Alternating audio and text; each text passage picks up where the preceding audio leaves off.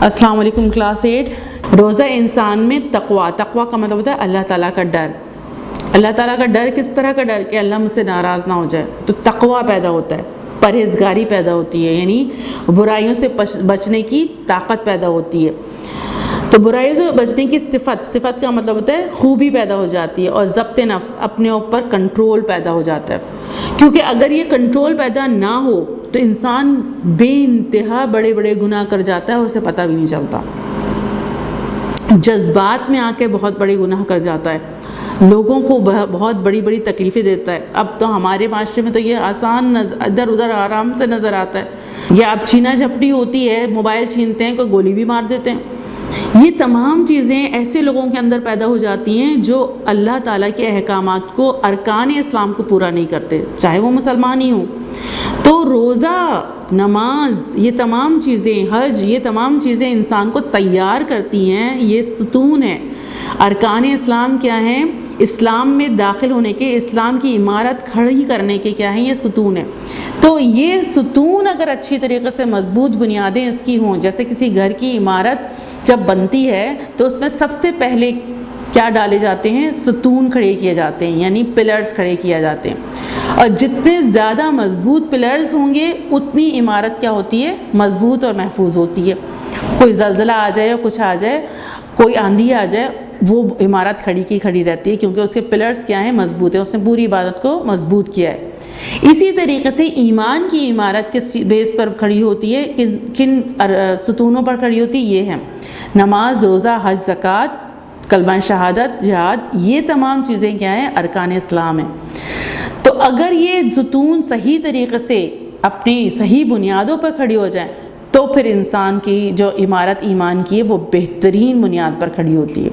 اب وہ جو نفس ہے، جو شخص بندہ روزے بہترین انداز میں رکھ رہا ہے، جس طرح اللہ اور اللہ کے رسول نے کہیں، تو اس کے اندر ضبط نفس پیدا ہو، یعنی اپنے اوپر کنٹرول پیدا ہو جاتا ہے، تو وہ پورے سال بھی برائیوں سے اپنے آپ کو کیا کر سکتا ہے؟ آسانی سے بچا سکتا ہے، کیونکہ اس مہینے میں یہ پریکٹس اس نے کی ہے اور اچھی طریقے سے کی ہے، جیسا اللہ اور اس کے رسول نے کہا تھا۔ تو روزہ اس کے اندر پرہیزگاری پیدا کرتا ہے اور ضبط نفس پیدا کرتا ہے، یعنی سیلف کنٹرول، اور اپنے آپ کو قابو میں پانے کی قوت اور صلاحیت اس کے اندر کیا ہو جاتی ہے؟ پیدا ہو جاتی ہے۔ اب کوئی بھی برائی اس کے سامنے آ جائے، وہ اپنے آپ کو آسانی سے اسے کیا کر لیتا ہے؟ بچا لیتا ہے۔ اپنے اندر اتنا زبردست اس کے اندر کیا پیدا ہو جاتا ہے؟ کنٹرول۔ تو یہ کس سے پیدا ہوتا ہے؟ یہ 30 دن کے روزے پورے سال کے لیے ہمیں کیا کرتے ہیں؟ تیار کرتے ہیں۔ ورنہ اگر روزے ہم اس انداز سے نہ رکھے تو پھر یہ ہے کہ وہ روزہ اتنا فائدہ مند نہیں ہوگا۔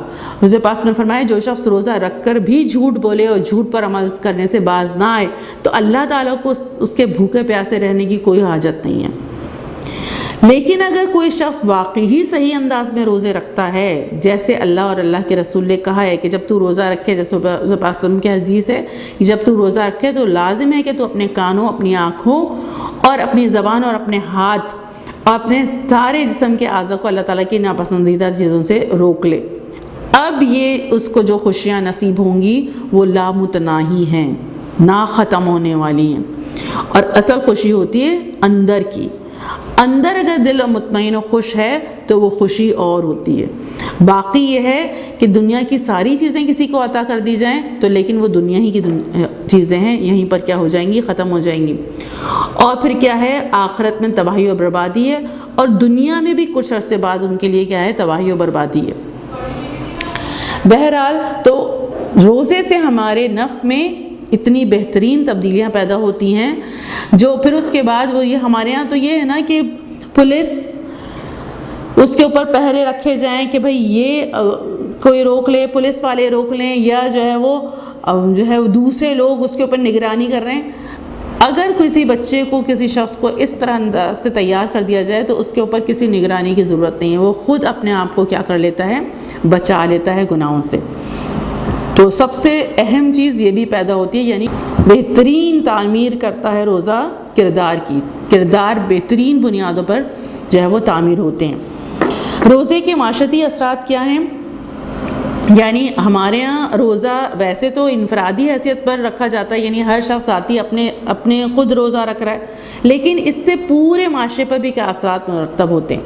اگرچہ روزہ ایک انفرادی عمل ہے، لیکن جیسے نماز باجماعت پڑھنے سے اجتماعی عمل بن جاتا ہے، اسی طرح روزہ بھی ایک مقرر مہینے میں رکھنے سے اجتماعی شکل اختیار کر لیتا ہے۔ اس لیے اس کے معاشرے پر کئی گہرے اثرات پڑتے ہیں۔ ان میں سے کچھ یہ ہیں، جیسے نماز ہے، نماز ویسے تو ہر شخص کی اپنی اپنی نماز ہے، لیکن جب ہم جا کے باجماعت مسجد میں لوگ جا کے نماز پڑھتے ہیں تو وہ اجتماعی شکل اختیار کر لیتی ہے، یعنی مل کر اللہ کی عبادت کرنا، اور اس سے کیا ہوتے ہیں، بہت سارے مسئلے ہمارے حل ہوتے ہیں، بہت ساری پرابلمز ہماری کیا ہوتی ہیں، سالو ہوتی ہیں، اور سب ایک ہی انداز میں کیا ہے، اللہ اپنے رب کو یاد کر رہے ہوتے ہیں، تو سب اللہ کے بندے ہو جاتے ہیں۔ کسی میں بڑائی اور کسی میں نیچائی رہتی ہی نہیں ہے، کوئی امیر اور غریب رہتا ہے نہیں، ایک ہی صف میں کھڑے ہو کر محمود و ایاز، نہ کوئی بندہ رہا نہ بندہ نواز، یعنی سب کے اندر سے یہ برتری اور کمتری کی جو غلاظتیں ہیں یہ کیا ہو جاتی ہیں، دور ہو جاتی ہیں۔ یہ اجتماعی فائدہ ہوتا ہے۔ اسی طریقے سے روزے سے بھی ہمیں اجتماعی فائدہ حاصل ہوتا ہے، جب ہم پورے مہینے ایک ہی مہینہ، مقرر مہینہ ہے رمضان کا، پوری دنیا کے مسلمان اسی وقت کیا ہو رہے ہوتے ہیں، روزہ رکھ رہے ہوتے ہیں۔ اب اس کے ہمارے معاشرے پر کیا اثرات مرتب ہوتے ہیں؟ سب سے پہلا معاشرے پر اثر کیا پڑتا ہے، تقویٰ و پرہیزگاری کی فضا پیدا ہونا۔ رمضان میں چونکہ تقریباً ہر مسلمان روزہ رکھتا ہے، اس لیے نیکی کی ایسی فضا قائم ہو جاتی ہے جس میں نیکیاں بڑھتی رہتی ہیں اور برائیاں قابو میں رہتی ہیں۔ اب ہر شخص ہی روزے میں ہے تو ہر شخص ہی اپنے آپ کو برائیوں سے کیا کر رہا ہوتا ہے، بچا رہا ہوتا ہے، تو اور پورے معاشرے میں ہر طرف ہمیں کیا نیکی کی فضا جو ہے وہ نظر آتی ہے۔ اور اگر بالکل واقعی اسی انداز سے رکھے جائیں روزے جیسے اللہ کے رسول نے کہا ہے، تو جیسے اس وقت حضور پاک صلی اللہ علیہ وسلم کے دور میں جب مدینہ میں روزہ رکھتے تھے لوگ، تو کیسا خوبصورت ماحول ہوتا تھا، ہر طرف نیکی نظر آ رہی، پاکیزہ ماحول، گندگی، گانے، غلاظت، یہ ساری چیزیں معاشرے سے کیا ہو جاتی ہیں، ختم ہو جاتی ہیں۔ پھر دوسری چیز ہمدردی اور غمخواری کے جذبے کا پیدا ہونا، یعنی جب ہم روزہ رکھتے ہیں تو ہمارے اندر ہمدردی اور دوسروں کا غم محسوس کرنے کا جذبہ پیدا ہوتا ہے۔ رمضان کے مہینے میں چونکہ ہر امیر اور غریب تقریباً روزہ رکھتا ہے، اس لیے بھوک و پیاس برداشت کرنے سے امیروں کے دلوں میں غریبوں کے لیے جذبہ ہمدردی اور غمخواری پیدا ہوتا ہے، جیسے کہ حضور پاک صلی اللہ علیہ وسلم کا ارشاد ہے، رمضان کا مہینہ ہمدردی اور غمخواری کا مہینہ ہے، کیونکہ جب کوئی شخص جس کو اللہ تعالیٰ نے مال و دولت عطا کیا ہے، اب وہ جب روزے میں ہے تو اس کو جو بھوک اور پیاس کی کیفیت اس کو محسوس ہو رہی ہوتی ہے،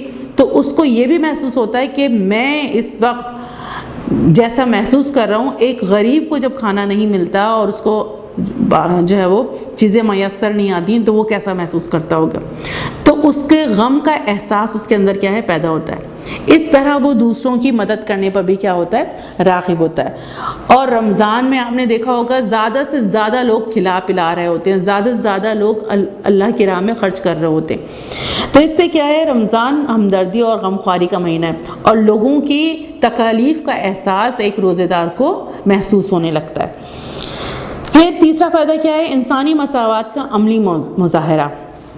مساوات کا مطلب ہوتا ہے سب برابر ہیں، تو روزہ مساوات کے شعور کو زیادہ سے زیادہ مضبوط بناتا ہے۔ اس مہینے میں امیر اور غریب، حاکم اور محکوم کا مطلب ہوتا ہے ایک شخص ہے جو حکمران ہے اور دوسرا جس پر حکمرانی کی جا رہی ہے، جیسے ہمارے حکمران ہیں اور ہم عوام کیا ہے، محکوم ہیں، تو حاکم و محکوم، عام و خاص، تقریباً تمام مسلمان ایک ہی حالت میں گزارتے ہیں۔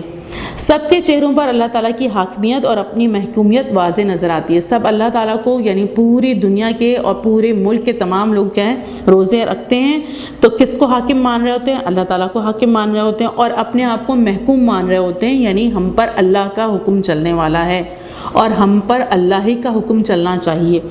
یہ صورتحال ان میں برابری اور مساوات کا احساس پیدا کرتی ہے اور اونچ نیچ کے تصور کو ختم کرنے میں مددگار ثابت ہوتی ہے۔ اب یہ ساری اونچ نیچ کیا ہو جاتی ہے، ختم ہو جاتی ہے۔ ان سب باتوں پر غور کرنے سے صاف ظاہر ہے کہ روزہ ہمارے ہی فائدے کے لیے ہے، ہمیں بھوکا اور پیاسا رکھنے سے اللہ تعالیٰ کا کوئی فائدہ نہیں ہے۔ اس نے ہماری بھلائی کے لیے ہم پر روزے فرض کیے ہیں۔ یہ جو روزے ہم پر فرض کیے ہیں اس لیے فرض کیے ہیں تاکہ انسان کے اندر صلاحیتیں مزید بڑھیں، وہ برائیوں سے اپنے آپ کو کیا کر لے، بچا لے۔ اور روزہ جب کوئی شخص نیکی کی طرف جاتا ہے اور نیکی اختیار کرتا ہے تو اللہ تعالیٰ کی طرف سے اس کو اس کی صلاحیتیں اور زیادہ کیا ہو جاتی ہیں، بڑھ جاتی ہیں، اور وہ بہترین کام کرنے کے کیا ہو جاتا ہے، قابل ہو جاتا ہے، اس کے ذہن اور دل و دماغ کیا ہو جاتے ہیں، صاف ستھرے ہو جاتے ہیں، تو وہ نیکی کے کام اسے کرنا کیا ہو جاتا ہے، آسان ہو جاتا ہے، اور اس کی شخصیت سنور جاتی ہے۔ تو یہ روزہ ہماری شخصیت کو سنوارنے میں بہترین مددگار ثابت ہوتا ہے، اور پورے معاشرے کو بہترین راہ پر ڈالنے کے لیے بھی یہ روزہ جو ہے وہ بہترین ثابت ہوتا ہے۔ یعنی یہ روزے جو اللہ تعالیٰ نے ہم پر فرض کیے ہیں، یہ ہمارے ہی فائدے کے لیے ہم پر فرض کیے گئے ہیں، تاکہ انسان ہر قسم کی برائیوں اور غلاظتوں سے کیا ہو جائے، بچ جائے۔ سبق کا خلاصہ کیا ہے؟ روزے کے معنی رک جانے کے ہیں۔ روزے سے مراد صبح صادق سے لے کر غروب آفتاب تک اللہ تعالیٰ کی رضا حاصل کرنے کی نیت سے کھانے پینے اور نفسانی خواہشات سے رک جانا۔ روزہ اسلام کا ایک اہم رکن اور عبادت ہے جس کی بہت اہمیت و فضیلت ہے۔ اب ہم نے ساری اہمیت و فضیلت دیکھ لی، کیا کچھ جو ہے وہ اس روزے سے ہمیں فوائد حاصل ہوتے ہیں اور اس کی اہمیت کیا ہے کہ حضرت پاک صلی اللہ علیہ وسلم کی حدیثوں سے بھی ہم نے دیکھا، اور قرآن میں جو آیتیں آئی ہیں کہ روزہ رکھنا ہمارے لیے کیا کیا گیا ہے، فرض کیا گیا ہے۔ روزہ اسلام کا ایک اہم رکن ہے اور عبادت ہے جس کی بہت اہمیت و فضیلت ہے۔ روزہ امیروں کے دلوں میں غریبوں کے لیے محبت، ہمدردی، خیر خواہی اور غم خواری کا جذبہ پیدا کرتا ہے۔ روزہ مساوات اور اتحاد کا جذبہ ابھارتا ہے۔ تو یہ تھا اب آپ کا سبق، روزہ، فضیلت اور معاشرتی اثرات۔ سوال و جواب بھی بہت آسان ہے، آپ آرام سے کر سکتے ہیں۔ روزے کے لیے عربی زبان میں کون سا لفظ استعمال ہوتا ہے؟ ابھی ہم نے کیا تھا۔ روزے سے کیا مراد ہے؟ روزہ کس سنہ ہجری میں فرض ہوا؟ روزہ کن لوگوں پر فرض ہے؟ خالی جگہیں پر کریں، یہ والا کام، اور صحیح جواب پر صحیح کا نشان لگائیں، اور درست جملوں کے سامنے صحیح اور غلط جملوں کے سامنے کراس کا نشان لگائیں، یہ والا کام۔ اور سوال نمبر 5، جملے درست کرنے کے لیے صحیح لفظ کا انتخاب کریں۔ یہ سارا کام جو آپ کا کثیر الانتخابی یعنی آبجیکٹیو ہے، یہ تو آپ اپنی بک پہ کر لیجئے گا، مس اس کو اسی پر چیک کر دیں گے، اور اگر کسی کی پرانی بک ہے تو پھر یہ پورا کام اتار کر اس پر کر کے لے کر آئیں کاپی پر، تو کاپی پر چیک کر دیں گے، اور سوال جواب آپ آسانی سے سوال جواب کر سکتے ہیں۔ تو یہ آپ جو ہے وہ سوال جواب بھی کاپی میں اپنی کر لیجئے گا۔ السلام علیکم ورحمۃ اللہ وبرکاتہ۔